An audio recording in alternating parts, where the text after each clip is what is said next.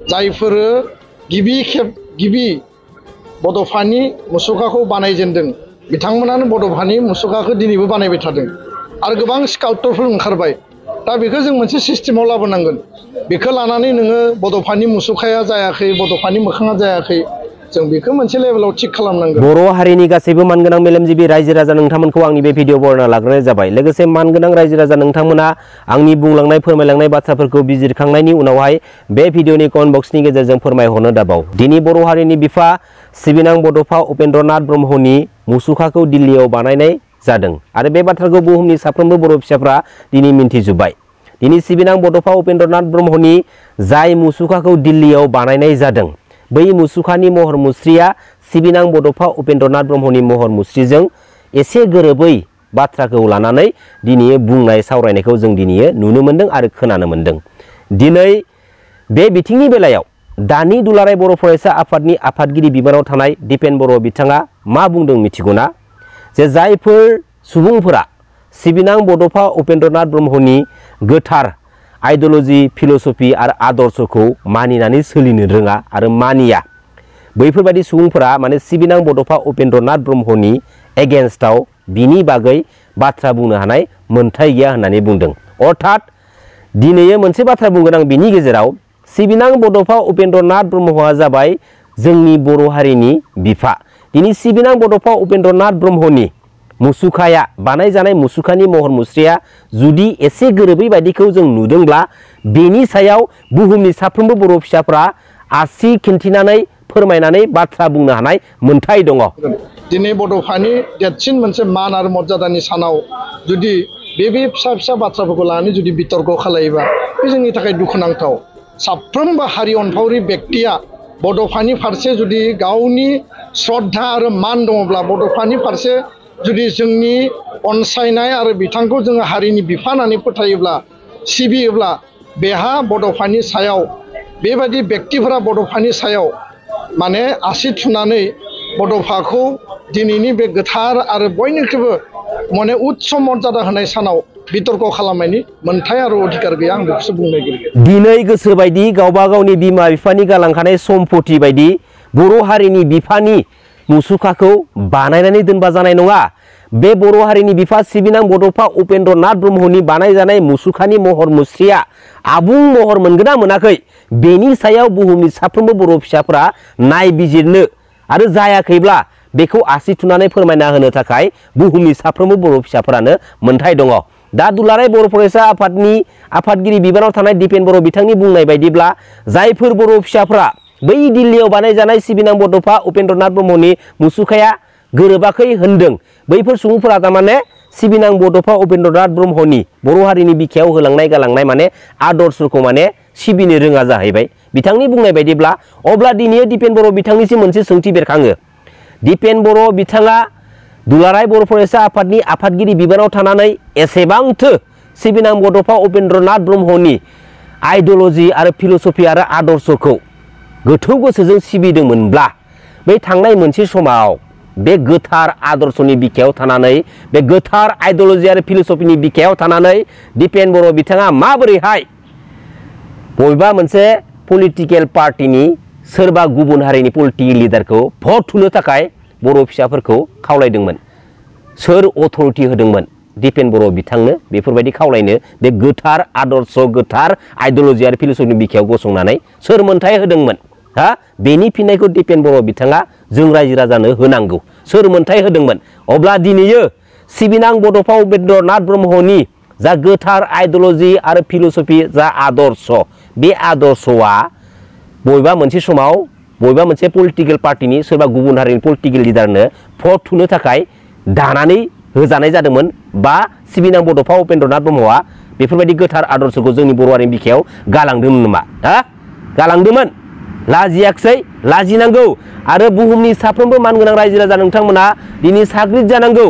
दुलाराय बर' फरायसा आफादा जाबाय जोंनि बर' हारिनि मोनसे माहारियारि आफाद। बेजों लोगोसे जोंनि बर' हारिनि सोर लिडारा सोर दैदेनगिरिया माबायदि राव बाहायदों आरो माबायदिहाय जोंनि बर' हारिनि बेसेनखौ सिगाङाव माने दोननानै गावसोरनि बेनिफिट्सनि थाखाय बिसोर खामानि मावगासिनो दं जों बिसोरखौ दा समाव सं दाननायनि सम जाबाय मानगोनां रायजो राजा नोंथांमोन आरो एसे गोरोबैनि बाथ्राखौ लानानै बुहुमनि साफ्रोम बर' फिसाफ्रा बुंनो हानाय मोन्थाय दङ बेवहाय रागा जोंनांगौनि दुखु मोननांगौनि मा बाथ्रा दङ आरो बे बाथ्राखौ लानानै बुंनो हानाय मोन्थाय गैया मा बाथ्रा जाखो बेलाय मानो बुंनो मोन्थाय गैया बुहुमनि साफ्रोम बर' फिसाफ्रा बुंनो हानाय मोन्थाय दङ मानो मोन्थाय गैया इलाय मानो मोन्थाय गैया दिनै सिबिनां बड'फा उपेन्द्रनाथ ब्रह्मआ जोंनि बर' हारिनि बिफा दिनै सिबिनां बड'फा उपेन्द्रनाथ ब्रह्मनि मुसुखाया जेरावखि जाया जायगायावनो बानाय जायाथों मानो गासैबो माने सेम टु सेम जाजोबनांगौ फर एग्जाम्पल दिनैयो महात्मा गान्धीनि बाथ्राखौ बुंनो थाङोब्ला दिनै भारत हादरनि दाब दाब हादराव दिनैयो सिबिनां महात्मा गान्धीनि मुसुखाखौ बानायनाय जायो नाथाय महात्मा गान्धीनि मुसुखाया गासैबो माने सेम टु सेम जाजोबो नाथाय जोंनि बर' हारिनि बिफा सिबिनां बड'फा उपेन्द्रनाथ ब्रह्मनि मुसुखाया मानो सेम टु सेम जाया मा जाहोनाव बेबो सेम टु सेम जानांगोन मिथिबाय बेबो सेम टु सेम जानांगोन लोगोसे जाय सानखालि सिबिनां बड'फा उपेन्द्रनाथ ब्रह्मनि मुसुखाखौ दिल्लीयाव ओपनिं खालामनाय जादोंमोन बै सानखालिनो आसामिस कमिउनिटिनि सासे आसामिस सुबुङा सिबिनां बड'फा उपेन्द्रनाथ ब्रह्मनि एगेन्स्टआव ओरैबायदि गाज्रि गाज्रि रावजों लिरनानै शेयार खालामनानै होदोंमोन दा बै आसामिस सुबुंनि सिबिनां बड'फा उपेन्द्रनाथ ब्रह्मनि एगेन्स्टआव लिरनानै पस्ट शेयार खालामनाय बाथ्रानि एगेन्स्टआव दिनैसिमबो बर' हारिनि बर' फिसाफ्रा सिरियासलि सेन्टिमेन्टेल लानो रोंदिया आरो सिरियासलि सेन्टिमेन्टेल लानायखौ जोङो नुनो मोनदिया जोबोद दुखुनि बाथ्रा आरो बे पस्टनि एगेन्स्टआव स्ट्रंलि बर' हारिनि माहारियारि आफाद दुलाराय बर' फरायसा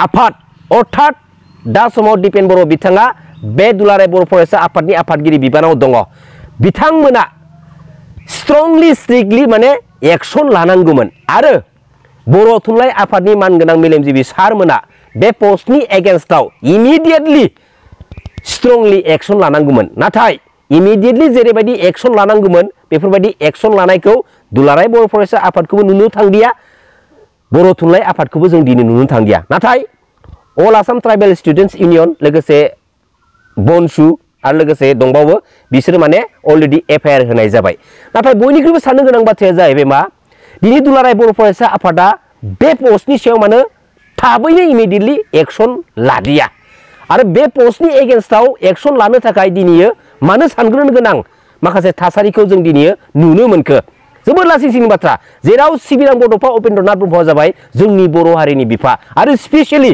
दुलाराय बर' फरायसा होननाय लोगो लोगोनो बे दुलाराय बर' फरायसा आफादा सिबिनां बड'फा उपेन्द्रनाथ ब्रह्मनि गोथार आइडिय'लजि फिलसफिनि आरो गोथार आदर्शनि बिखाजोंनो सोलिलांबाय थानाय आरो बे आदर्शनि बिखायावनो दानानै होजानाय मोनसे माहारियारि आफाद बे दुलाराय बर' फरायसा आफादा नाथाय दिनै सिबिनां बर' हारिनि बिफा बड'फा उपेन्द्रनाथ ब्रह्मखौ एसेबां गाज्रि रावजों नायदों नाथाय अब्लाबो इमिडियेटलि दिनै स्ट्रंलि एक्सन लानाय नुदिया नाथाय जोंनि बर' हारिनि बर' फिसाफ्रा दिनै माबा मोनसे गाज्रि राव स्लें लेंगुवेज जुदि बाहायोबा इमिडियेटलि एक्सन लानाय इमिडियेटलि बुनाय इमिडियेटलि एफआइआर होनाय जोबथेसालियाव हरनायखौ जों दिनै नुनो मोनो गावजों माने सैमा अमा बायदि ना लाजिनांगौ लोगोसे बे आसामिस सुबुङा सिबिनां बड'फा उपेन्द्रनाथ ब्रह्मनि एगेन्स्टआव माबायदि पस्ट होदों मिथिगौ ना जोबोद माने साननो गोनां आरो जोबोद माने रागा जोंथावना आरो जोबोद लासिंसिंनि बाथ्रा दिनै जोंनि बर' हारिनि बिखायाव गोबां माने आफादफोर दङ माहारि आफादफोर दङ नाथाय बैफोर आफादफोरा बेफोरबायदि पस्टखौ नुनानैबो मानो दिनै एक्सन लादिया माने गासैबो आफादनि लिडारफोरा माने पलिटिक्सनि माने सामसागिरि जानानै दंना आफादा मुङावल'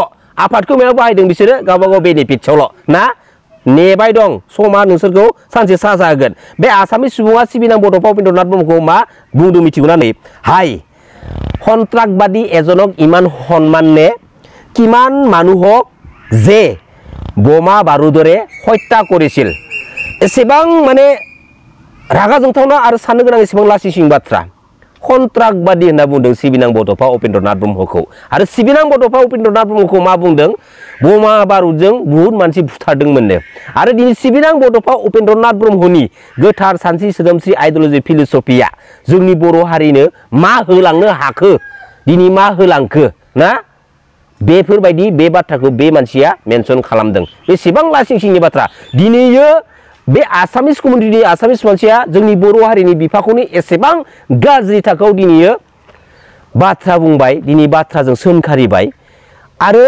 दिनैयो बे गुबुन हारिनि आसामिस सुबुङा माबोरैहाय बेफोरबायदि बाथ्रा बुंनो गोहो मोनखो बेनि दायनिगिरिया जोंनि माखासे बर' हारिनि लिडारफोरनि बै लिडारफोरा जोंनि बर' हारिनि बेसेनखौ बै हारिनोनो फानै फानै गावबा गावनि सिट पावारनि थाखाय गावबा गाव पकेट मानिनि थाखाय बिसोरो बै गुबुन हारिनिनो खिथुजों सुनाय दै गनाया बेखौ लोंगासिनो दङ। बैसोरनि थाखायनो दिनै बे स्टेजाव जोंनि बर' हारिनि बिफा सिबिनां बड'फा उपेन्द्रनाथ ब्रह्मआ बखिजाबाय, बुंजांबाय, उग्रबादिजों रुजुजाबाय, बमा बारुदजों माने मानसि फुथारजों होनजाबाय। दिनै सिबिनां बड'फा उपेन्द्रनाथ बायदिखौ बे गुबुन हारिनि मोनसे एसेबां गाज्रि थाखोआव दिनै सोंखारिबाय। बेनि सायावबो जुदि माहारियारि आफादनि बायदि बायदि आफादनि दिनै बिबानगिरिफ्रा लिडारगिरिफ्रा दिनै सेन्टिमेन्टेल लानो रोंदियाबा दिनै होनबा जोंनो आफादफोरखौ मानो नांगौ? जेसेबांखिनि आफाद दं गासैबो डिस्ट्रय खालाम, आफादखौ मानो नांगौ? बेसेबां आफाद जोनोम होदों, बेसेबां आफाद थैलांबाय, आरो जेखिनि आफाद दङ जोंनि हारिनि दिनै सिबिनां बड'फा उपेन्द्रनाथ ब्रह्मखौ दिनै रायदों, सोंखारिदों, बिनि सायाव स्ट्रंलि माने एक्सन लानो हायाखै। नोंसोर थारमाने गासिबो गावबा गावनि पलिटिकेल लाफालाफनि थाखाय नोंसोर दिनै खुगासिनो हाला। नोंसोर खुगासिनो हाला। आरो सिदा मोनसे बाथ्रा बुंगोन आङो, दुलाराय बर' फरायसा आफादनि आफादगिरि बिबानाव थानाय दिपेन बर' बिथांखौ थोंजों बाथ्रा बुंगोन आङो, नोंथाङा पलिटिक्सआव जुदि इन्टारेस्ट दंबा भाई बे आफादगिरि बिबानखौ एंगारनानै पलिटिक्सआव थां, जोंहा बुंनो गोनां खोथा गैया। आरो दुलाराय बर' फरायसा आफादनि जायफोर बिबानगिरिफ्रा पलिटिक्सनि खामानिखौ बे दुलाराय बर' फरायसा आफादनि आफादगिरि बिबानाव थानानै मावगासिनो दङ, भाई नोंसोरबो थोंजोङै पलिटिक्सआव एन्ट्रि मारै, जोंहा बुंनो गोनां खोथा गैया दै। नाथाय बे जोंनि बर' हारिनि माहारियारि आफाद गोथार आफादनि बिखायाव गसंनानै नोंसोरखौ सोरबा लिडारनि सामसागिरि जानो थाखाय, सोरबा पलिटिकेल पार्टिनि पलिटिक्स खामानि मावनो थाखाय नोंसोरखौ बिबान होनानै दोननाय जायाखै। आं खिन्थु सिदा बुंखाबाय, एसेबां गुबुंले थासारि जोंनि बर' हारिनि बिखायाव सोमजिगोनखौ जों सिमाङावबो सानाखैमोन। दिनै मानि थाखाय गाबख्रावबोदोंमोन, मानि थाखाय मोजां मोजां एवारनेस होबोदोंमोन? नोंसोरनि उदैनि थाखाय, नोंसोरनि पकेटनि थाखाय, नोंसोरनि शेयार पावारनि थाखायल'मोन नामा? लाजिया नोंसोरो, साला लाजिनाय गैया। दिनै बिबानाव थानानै आखायाव पावार लादों, बेफोरबायदि एसेबां थार्ड क्लास लेभेलनि गाज्रि रावजों सोंखारिनायनि उनावबो स्ट्रंलि एक्सन लानो हादिया। जेसेबां लासिंसिं मानगोनां रायजो राजा नोंथांमोन। आरो बे बिथिंनि बेलायाव सिबिनां बड'फा उपेन्द्रनाथ ब्रह्मनि गोथार आइडिय'लजि, फिल'सफि आरो गोथार सानस्रि सोदोमस्रिनि बिखायाव थानानै गसंनानै जोंनि बर' हारिनि बर' फिसाफोरखौ दैदेनबोनो सुबिदा मोननाय मानगोनां इउजि ब्रह्म बिथां, मानगोनां रोनगोरा नार्जारि बिथां, मानगोनां प्रमद बर' बिथांमोना दिनैयो सिबिनां बड'फा उपेन्द्रनाथ ब्रह्मखौ दि आसामिस कमिउनिटिनि सासे आसामिसआ दिनै उग्रबादिजों रुजुबाय, बमा बारुदजों माने बमा बेरफुंनानै गोबां मानसि बुथारबोदों होननानै दिनै बड'फा उपेन्द्रनाथ ब्रह्मखौ दिनैयो सोंखारिबाय। बे बिथिंनि बेलायाव दिनैयो स्पेसियेलि इउजि ब्रह्म बिथां, रोनगोरा नार्जारि बिथां, प्रमद बर' बिथांमोना दिनै मानो खुगा सियाखै? अर्थात दानि बिटिसि गभर्नमेन्टखौ सालायबाय थानाय प्रमद बर' बिथांनि बिटिसि गभर्नमेन्ट ना, दिनैयो बिसोर मानो बिनि एगेन्स्टआव गसंथानानै दिनै मानो खुगा सियाखै? मा कारन? कारना जेबो नङा मानगोनां रायजो राजा नोंथांमोन, सिट पावार, मानि पावार, बेनि अनगा जेबो गैया। दिनै नोंसोरो नोंसोरनि सिट पावारनि थाखाय, मानि पावारनि थाखाय दिनैयो सिबिनां बर' हारिनि बिफा बड'फा उपेन्द्रनाथ ब्रह्मखौ रायदों, सोंखारिबाय। बेखौ नुनानैबो, बेखौ नोंसोर फरायनो मोननानैबो बेबायदि सिरि थाथारबाय होनबा एसेबो माने लाजिनाय मोनाखिसै नोंसोरो? गावबा गावनि उदैनि थाखाय, गावबा गाव सिट पावारनि थाखाय नोंसोर बेबायदि सिरि थाबाय? लाजिनांगौ। अब्ला मानगोनां रायजो राजा नोंथांमोन दिनै सिनायनानै ला, प्रमद बर' बिथाङा सोर, दिनै इउजि ब्रह्म बिथांमोना दिनै सोर, बिसोरखौ दिनैयो सिनायनानै ला। खुगायावल' बिसोर गोदै गोदै बाथ्रा बुङो, प्रमद बर' बिथांनि बाथ्राखौथ' मा बुंनो? प्रमद बर' बिथाङाथ' बुहुमनि साफ्रोमबो बर' फिसाफोरखौ बै बड'लेण्ड मुभमेन्टनि समाव दिनै गोथां थगायबोखादों। बिथांनि बाथ्राखौलाय मा बुंबावनो दिनैयो? प्रमद बर' बिथांखौ सासे मा महरै जों मानिगोन, मा महरै जों बेखौ माने फल' खालामगोन? ना बेखौ सासे संग्रामि हिसाबै जों फल' खालामगोन, ना सासे मोजां पलिटिशियान हिसाबै दिनैनि समाव बिथांखौ फल' खालामगोन? साननानै नायदो मानगोनां रायजो राजा नोंथांमोन, मिथिगौ ना? साननानै नाय। खुलुमबाय। जै बर' हारिनि, जै बर' बिमानि।